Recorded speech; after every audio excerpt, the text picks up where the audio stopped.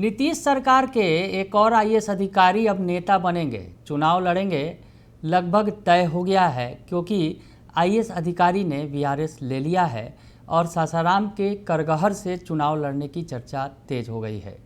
नमस्कार, दर्श न्यूज में आपका स्वागत है। मैं हूं अनुराग। सीएम नीतीश कुमार की सरकार में आईएएस अधिकारी के तौर पर तैनात दिनेश कुमार राय ने वॉलेंट्री रिटायरमेंट ले लिया है और इसके साथ ही अब चर्चा तेज हो गई है कि वो चुनाव लड़ेंगे। कहाँ से लड़ेंगे ये आपको बताएंगे, पूरी बात बताएंगे, लेकिन पहले बताएं कि उन्होंने वॉलेंट्री रिटायरमेंट लिया है जिसकी सरकार ने मंजूरी दे दी है। इससे पहले बेतिया के डीएम के तौर पर तैनात थे और उसके बाद वर्तमान में अभी भूमि एवं राजस्व सुधार विभाग के सचिव के तौर पर काम कर रहे थे। अब उनके रिटायरमेंट की वीआरएस की मंजूरी सरकार ने दे दी है, यानी अब नौकरी छोड़ दी है उन्होंने, सियासत में कदम रखेंगे। चर्चा तो पहले से ही हो रही थी। दरअसल जब पहले तस्वीरें निकलकर सामने आई, सासाराम में पहुंचे जब आईएएस अधिकारी दिनेश कुमार राय उस वक्त आईएएस अधिकारी के तौर पर थे, तो वहां पर उनका ज़बरदस्त स्वागत देखने को मिला था। तस्वीरें जो निकल कर आई थी, एक नेता का इतना स्वागत नहीं हो जितना एक आईएएस अधिकारी का स्वागत हुआ था। और उस वक्त से ही चर्चा तेज हो गई थी कि दिनेश कुमार राय सियासत में कदम रखेंगे। दिनेश कुमार राय के बारे में आपको बताएं कि अभी वर्तमान में राजस्व एवं भूमि सुधार विभाग के सचिव थे और आईएएस बने थे। बिहार प्रशासनिक सेवा के अधिकारी के तौर पर उन्होंने ज्वाइनिंग की थी और आईएएस अधिकारी के तौर पर रिटायरमेंट लिया है उन्होंने। तो आईएएस अधिकारी बने। गृह जिला रोहतास जब वो पहुँचे, इस आईएएस अधिकारी उस वक्त थे, अब तो उनको रिटायरमेंट मिल गई है, तो गृह जिले रोहतास में उनका ज़बरदस्त ढंग से स्वागत हुआ था। वो तस्वीरें निकलकर सामने आई थी और उत्सव जैसा माहौल देखा गया था। करगहर का ये इलाका है और करगहर के इलाके में ग्रामीणों ने उनके सम्मान में समारोह आयोजित किया जिसमें हजारों लोग जुटे। तस्वीरें आप देख रहे होंगे। उनका स्वागत बेलवैया मोड़ से लेकर बलथरी तक दर्जनों स्थानों पर किया गया। एक आईएएस अधिकारी का इतना स्वागत, संकेत तो उसी वक्त मिल गए थे। पिछले कुछ दिन पहले की ये बात है जो तस्वीर निकलकर सामने आई थी। दिनेश कुमार राय का करगहर में स्वागत किया गया था और अब चर्चा है कि उन्होंने वॉलेंट्री रिटायरमेंट ले ली है तो अब चुनाव लड़ेंगे। करगहर से उनका टिकट पक्का है, जेडीयू की टिकट पर चुनाव लड़ेंगे। तो ये फहरिस्त जो है आगे बढ़ गई है। इसके पहले कई और अधिकारी जो रहे हैं नीतीश सरकार के, जिन्होंने चुनाव लड़ा या जो चुनाव लड़ने के लिए आगे बढ़े थे, लेकिन क्या कुछ हुआ था वो भी आपको कहानी बताएंगे।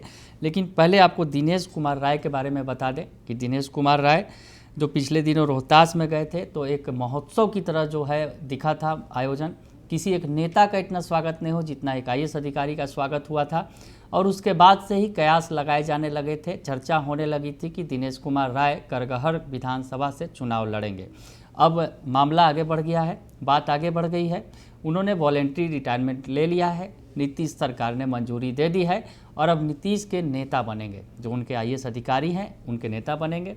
वैसे भी अगर नीतीश कुमार के बारे में बात की जाए तो वो आईएएस अधिकारियों से जो है उनकी काफ़ी करीबी रही है। लंबे समय से सीएम है, बिहार के मुख्यमंत्री हैं, तो आईएएस अधिकारियों से उनकी खूब छनती रही है।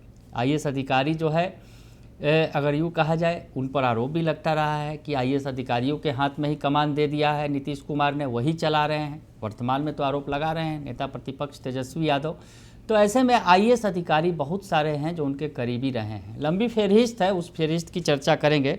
लेकिन दिनेश कुमार राय के बारे में आपको बता दें कि दिनेश कुमार राय ने जनता के बीच अपना संबोधन भी दिया था पिछले दिनों और कहा था कि मैं अभिभूत हूँ। जो प्रेम मिला है, जो समर्थन मिल रहा है लोगों का, मैं उससे अभिभूत हूँ।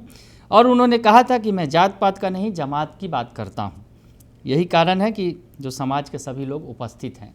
तो दिनेश कुमार राय के स्वागत में करगहर की जनता उमड़ पड़ी थी और उनका जमकर खूब स्वागत किया था। तो हम आपको बताएं कि एंट्री की तस्वीर वहीं से नज़र आने लगी थी और अब जो है पूरी पटकथा लिख दी गई है। अब स्क्रिप्ट तैयार हो चुका है और दिनेश कुमार राय सियासत में एंट्री मारेंगे, ये लगभग तय है। कोई औपचारिक तौर पर ऐलान नहीं किया गया है, लेकिन दिनेश कुमार राय ने उन दिनों कहा था जब वो पिछले दिनों गए थे करगहर, तो उन्होंने कहा था कि अभी मैं सरकारी सेवा में हूँ और सरकार द्वारा दिए गए दायित्वों का पालन कर रहा हूँ। हालांकि उन्होंने ये ज़रूर कहा कि वो लंबे समय से मुख्यमंत्री नीतीश कुमार के आप्त सचिव रहे और आगे भी सरकार की सेवा को प्राथमिकता देंगे। अब वो आप्त सचिव के तौर पर सीएम के आप्त सचिव के तौर पर लंबे समय तक उनके साथ थे।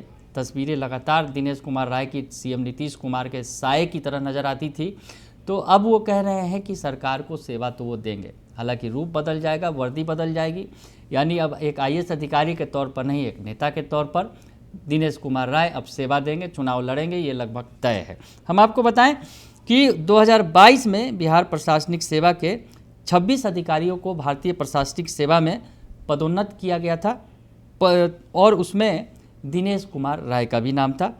दिनेश कुमार राय लंबे समय तक सीएम नीतीश कुमार के आप्त सचिव के तौर पर रहे और दिनेश कुमार राय करगहर प्रखंड के कुसाही गांव के मूल निवासी हैं और 6 साल से अधिक समय से वो मुख्यमंत्री के निजी सचिव के तौर पर कार्यरत है।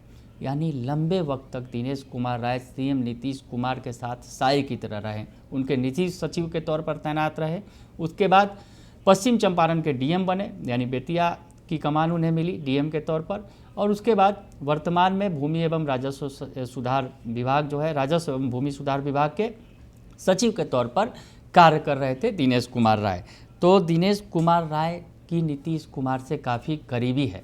दिनेश कुमार राय नीतीश कुमार के करीबी अधिकारियों में थे और दिनेश कुमार राय अब सियासी पारी खेलने को तैयार हैं। तो ये तो बात हो गई दिनेश कुमार राय की, लेकिन अब बात उनकी करते हैं जो नीतीश कुमार के करीबी रहे हैं, आईएएस अधिकारी रहे हैं और सियासत में उन्होंने कदम रखा है।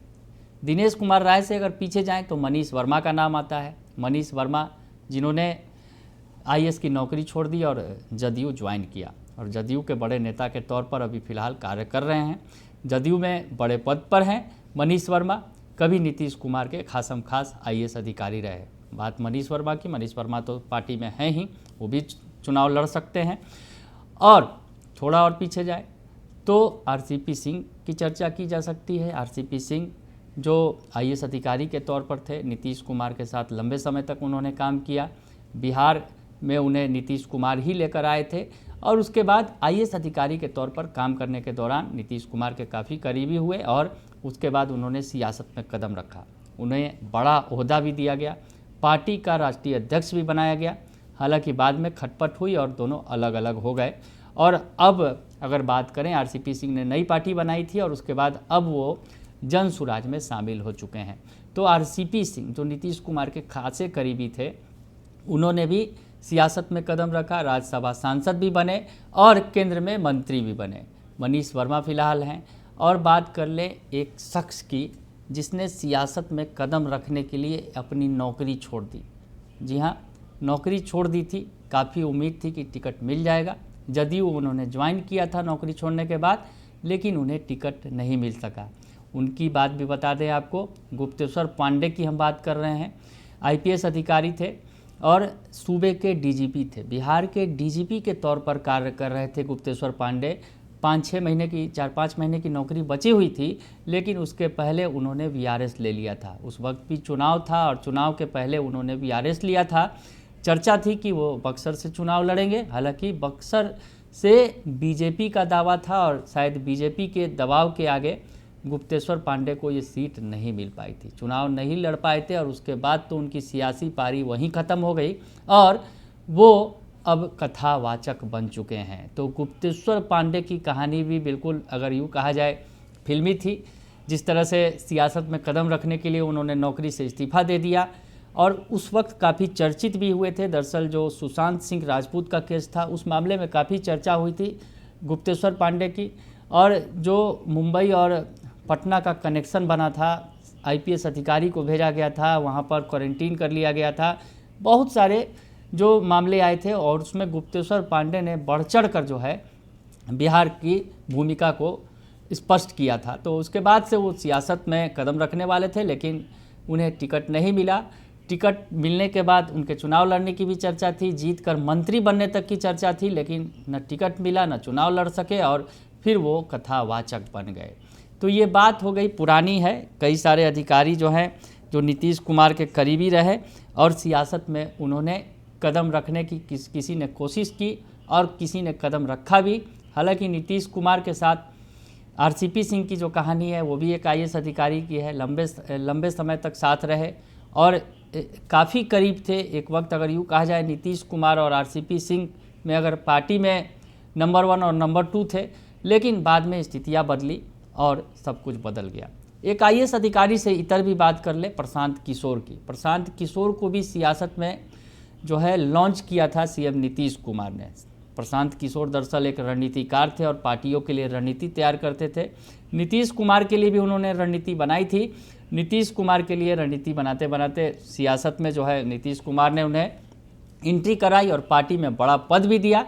हालांकि उनसे भी उनकी पट नहीं सकी। लेकिन अब बारी है दिनेश कुमार राय की, जो सीनियर आईएएस अधिकारी थे, राजस्व एवं भूमि सुधार विभाग के सचिव के तौर पर कार्यरत थे। इसके पहले पश्चिम चंपारण के डीएम थे और लंबे समय तक सीएम नीतीश कुमार के आप्त सचिव, निजी सचिव के तौर पर 6 सालों से ज़्यादा उनके साथ उन्होंने काम किया। काफ़ी करीबी अधिकारी हैं। तो अब जो है ये अधिकारी सियासी मैदान में कदम रखने जा रहे हैं और चर्चा तेज है कि करगहर यानी जो रोहतास की करगहर सीट है, विधानसभा सीट, वहाँ से दिनेश कुमार राय चुनाव लड़ेंगे।